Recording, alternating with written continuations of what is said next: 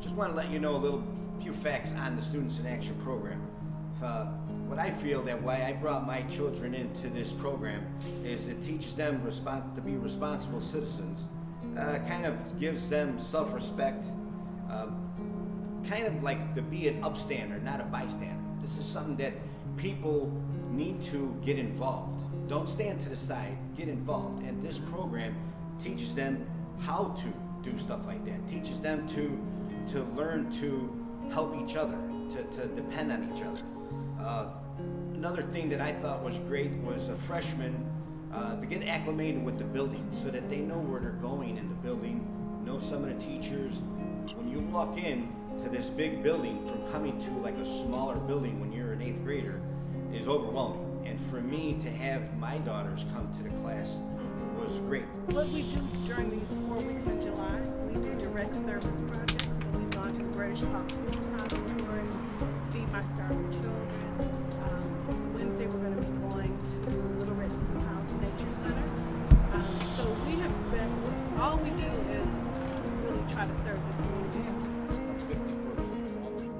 The program in general has kind of like made me understand how the world isn't easy, and I kind of figured that like at a young age, like nothing gets by you easy.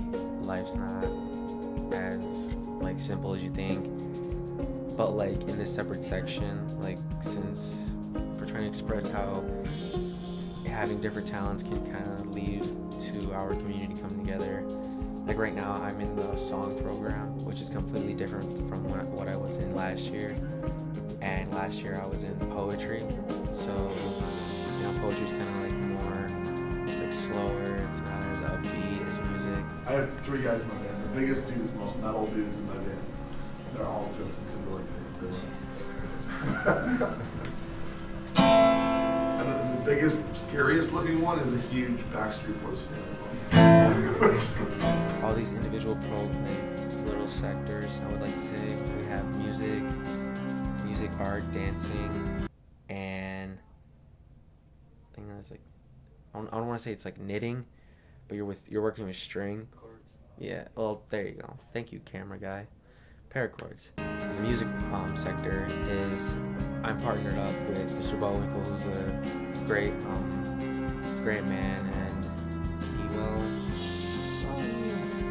he's been in a band, so it's like he's experienced how this goes, so it's not easy for us to write a song, but we're getting close to that. One of the reasons why we decided that we wanted to do a creative session is because we realized there's a lot of kids that have a different ways of being creative, different ways of expressing themselves, and we wanted to take that.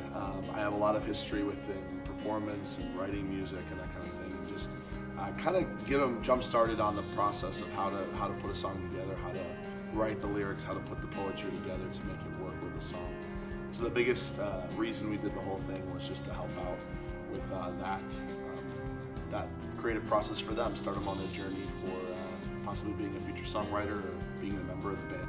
The session went really well. I was excited about kind of seeing what the gifts and talents were amongst the group. I never know what I'm stepping into whenever we do something like this. I never know where the strongest voices will be, or the most musical talent when it comes to playing an instrument will be, or who the person with the most entertainment value on the stage, the one who's going to be the goofiest and the most fun-loving.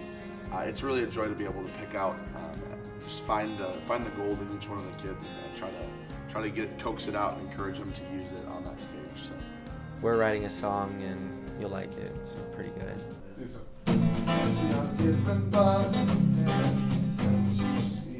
Can't you see? Yeah.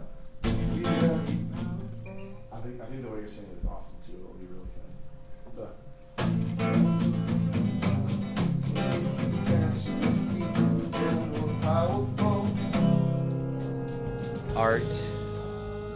Art and crafts, I would like to say. That sector's led by Mrs. Bowinkle, who's the wife of Mr. Bowinkle, so congrats to them.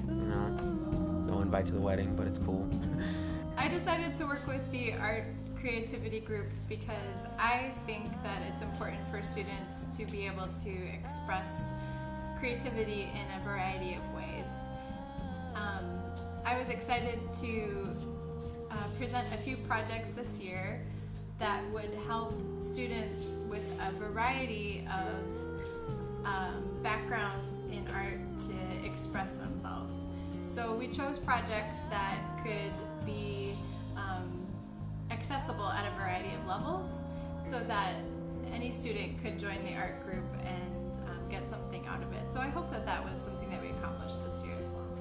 At first, it was kind of, I wouldn't say intimidating, but it was kind of different for me since I'm going to be a freshman this year.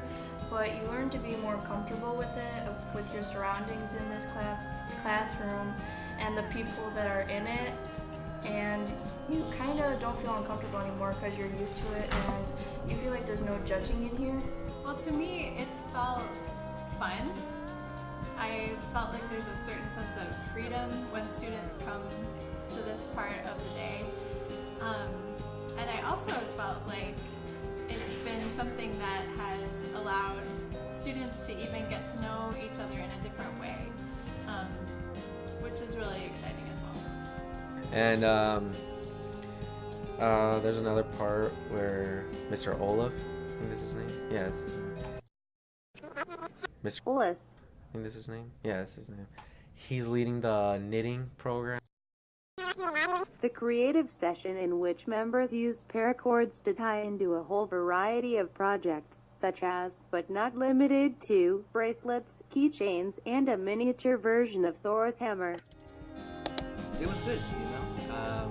Olis was a great teacher. We learned a lot about knotting and paracording. Did a lot of projects. It was fun. Did you feel like you sort of learned or grown from this creative session? Yeah. And if so, what? Well, you know, I'm much more patient now. Patience is one. Patience is one. But there's a visual thinking aspect to the problem solving, and at first it seems confusing, and then once you get it, there's a very satisfying aha moment that you get out of it, and it's I've been doing it for a while now, and I'm still not done exploring and searching. You know, it's challenging. It went well, but it was challenging. You know, there's a saying that you don't know what you know until you try to teach somebody, and that was really true. I didn't realize that it could be as challenging as it turned out to be, but they surprised me. They picked it up very quickly, so I was happy with that. They're a good group of kids. It's just a different experience all in general, like this whole thing. Like you meet new people, you see old friends, and you think, wow.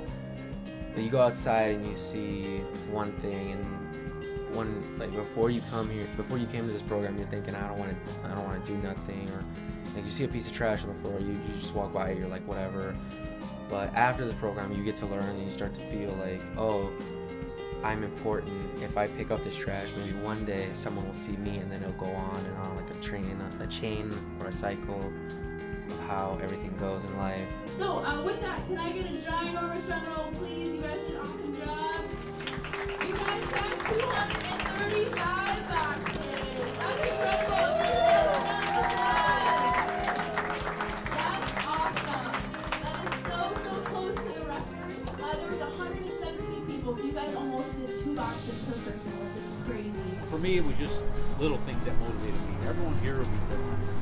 You know, maybe politics isn't your game. Maybe it's going to be, hopefully, you know, some real nice, successful occupations. But it doesn't always have to be a lawyer or a doctor. I mean, there are so many of my friends that are doing different things in life that are satisfying to them, and you know, pay a really good salary. So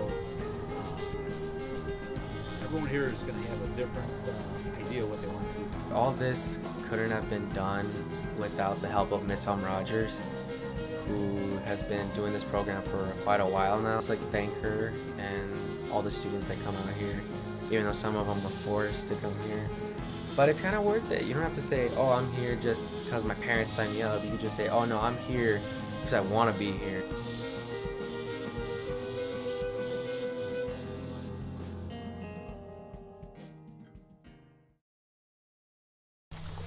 If you see a bear, document the bear.